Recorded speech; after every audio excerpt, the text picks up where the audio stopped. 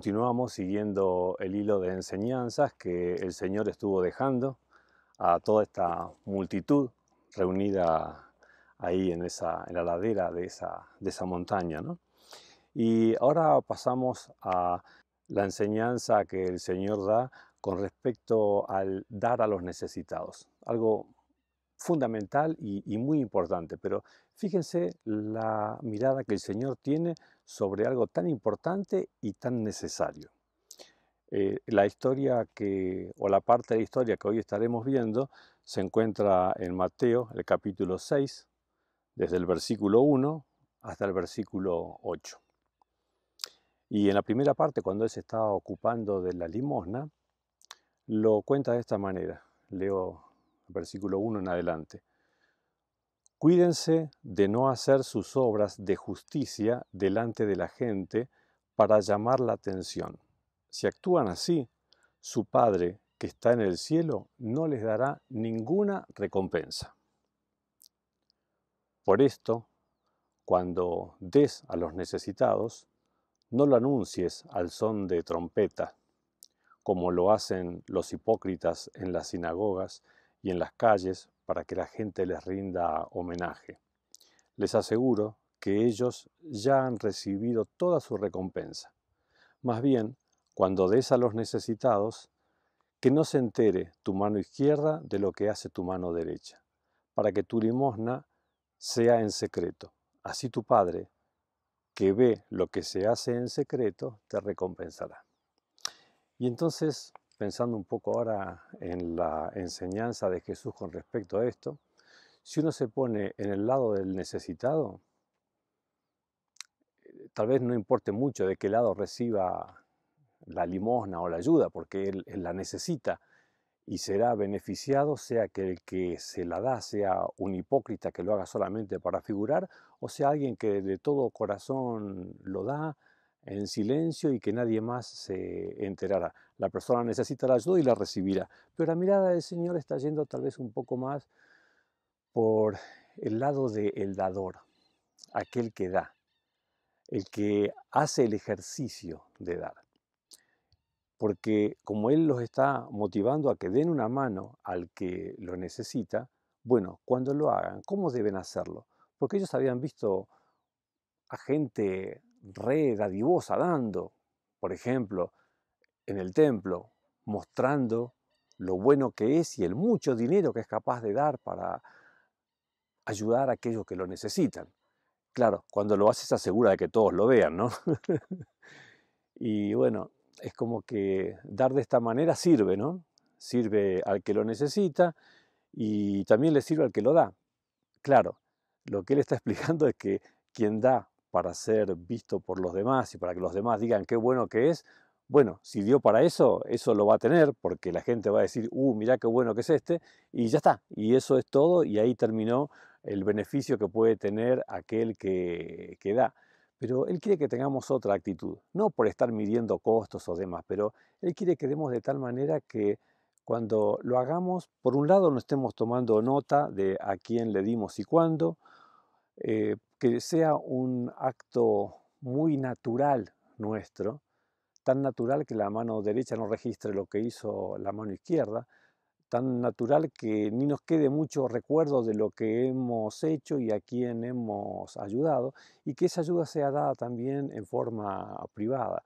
La ayuda al necesitado en forma privada cuida mucho más la dignidad del que lo recibe que si la ayuda se le da en forma pública, que hasta puede ser una movida humillante para el que recibe la ayuda, ¿no?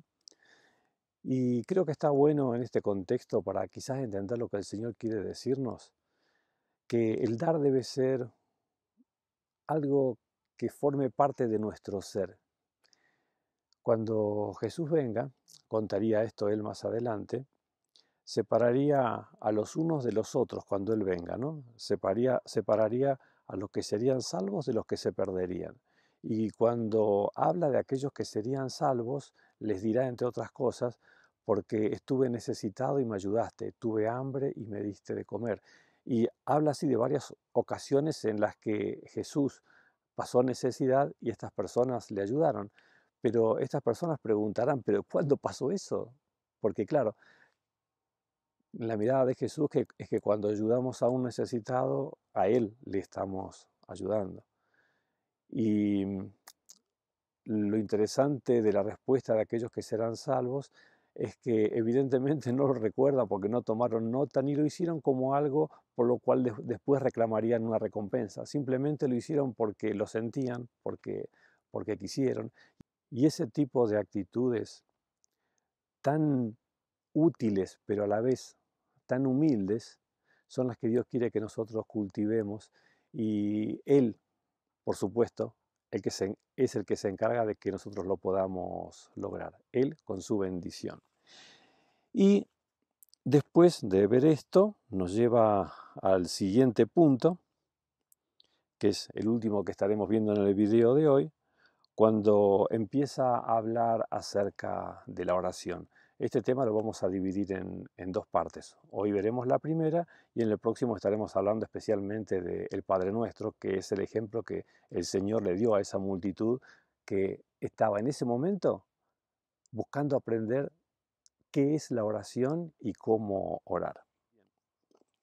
Bien, voy ahora a leer lo que dice el versículo 5 de Mateo 6. Ahí dice, Jesús dice, ¿no? Cuando oren, no sean como los hipócritas. A ellos les encanta orar de pie en las sinagogas y en las esquinas de las plazas para que la gente los vea. Les aseguro que ya han obtenido toda su recompensa.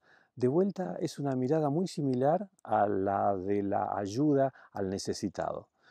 No lo hagas cuando estás orando para que todos te puedan ver. ¿Cuál es la cuál es la idea de alguien que está orando para que otros los vean?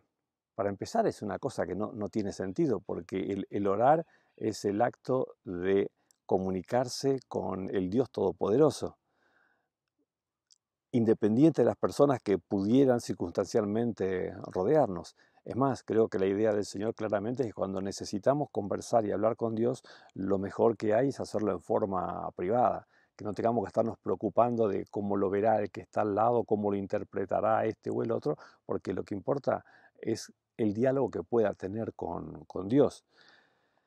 Y de vuelta, como en la situación anterior, había hipócritas también a los que les encantaba orar en público. Miren qué loco esto, ¿no? Orar en público. ¿Para qué? Para que vean qué bien que ora. Claro, imagínense ustedes que quien ora por una motivación como esta, busca armarla bien, estudiarla, prepararla, no usar palabras comunes o cualquiera, sino rebuscarla un poco para que realmente sea una oración importante, que los demás puedan reconocer qué bien que ora este hombre, qué tontera, ¿no? Porque bueno, lo que dice Jesús es que si está orando para que los demás digan qué bien que ora este hombre, esta mujer, bueno, listo, lo escucharon y seguramente a todos les pareció, wow, qué interesante, qué lindo como oró. Y bueno, y eso será todo el resultado de esa oración. Qué pobre resultado. Por eso continúa el Señor diciendo para que entendamos la razón de la oración y lo que significa la oración. Dice en el versículo 6, pero tú, cuando te pongas a orar, entra en tu cuarto, cierra la puerta y ora a tu Padre que está en secreto. Así tu Padre, que ve lo que se hace en secreto, te recompensará. ¿Qué es más importante? ¿Que otros piensen que oras bien o que puedas encontrar lo que fuiste a buscar? O sea, que el Señor pueda recompensar tu oración, que el Señor pueda recompensar tu fe. Fíjense qué distinto que es, ¿no? Cuando vos estás orando en un lugar donde hay otros que están escuchando, inevitablemente tendrás que estar pensando qué pensarán los otros de lo que estoy diciendo, cómo lo estoy haciendo. Cuando estás en tu habitación, puerta cerrada, nadie escucha, lo único que te importa es tu diálogo con Dios. Y por eso continúa diciendo, Versículo 7. Y al orar, no hablen solo por hablar como lo hacen los gentiles, porque ellos imaginan que serán escuchados por sus muchas palabrerías. Hay un mal concepto con respecto a la oración que se infiltró también mucho en el cristianismo, que es repetir cosas de memoria. Por ejemplo, el Padre Nuestro. ¿Tiene algo de malo repetir el Padre Nuestro de memoria? No, está perfecto. Solamente que repetir el Padre Nuestro de memoria es tan bueno como repetir otras partes de la Biblia de memoria. Es repetir un texto eh, inspirado divinamente de memoria y está buenísimo. Solamente que eso no es orar. Orar es poder tener un diálogo con Dios, no repitiendo algo establecido, y menos estar repitiendo. A veces en la cristiandad se apoya el estar repitiendo lo mismo y repitiendo lo mismo, oraciones que hay que repetir tantas veces la misma oración. ¿Qué pasa? ¿Acaso uno cree que Dios es medio sordo o que es un poco lento para entender y tengo que repetirle 50 veces lo mismo para que me entienda? Dios no es así y no necesita que repitamos 50 veces las cosas tampoco. Dice, no sean como ellos, porque su Padre sabe lo que ustedes necesitan antes de que se lo pidan. En realidad, esto nos va llevando al punto de que la oración es conversar con Dios. En la oración no le vamos a informar a Dios de algo que Él no sepa. En la oración podremos nosotros ponernos en sintonía con Él y en la oración es que le podremos permitir a Él que hable a nuestro corazón, que Él pueda llevarnos por el camino correcto y Él pueda ayudarnos a entender y ayudarnos a entender la respuesta a lo que puede estar inquietando nuestro corazón. Si esa oración es elevada sinceramente, sin estar mirando mucho la forma, el armado, porque orar es el hecho de abrir nuestro corazón a Dios como un amigo, sin formulismos, pero sí con sinceridad y conversando claramente con Dios lo que nos parece, lo que deseamos, lo que no entendemos o aquello de lo que quisiéramos recibir respuesta. Que Dios nos bendiga para entender la importancia de la oración, algo que Él quiere que nosotros vivamos y practiquemos, porque es ese momento en el que el Padre puede encontrarse con su Hijo y el momento en el que el Padre puede bendecir a su Hijo que lo necesita. Dios nos bendiga para que al seguir avanzando cada uno de estos pequeños pasos a los pies de Jesús enseñando en la ladera de la montaña en aquel día, nosotros también podamos ser como esos discípulos que ante las palabras de Jesús iban creciendo y creciendo, descubriendo en cada palabra quién es el Señor, quién es Dios. Dios nos bendiga porque realmente lo mejor que nos puede pasar es conocer a Dios.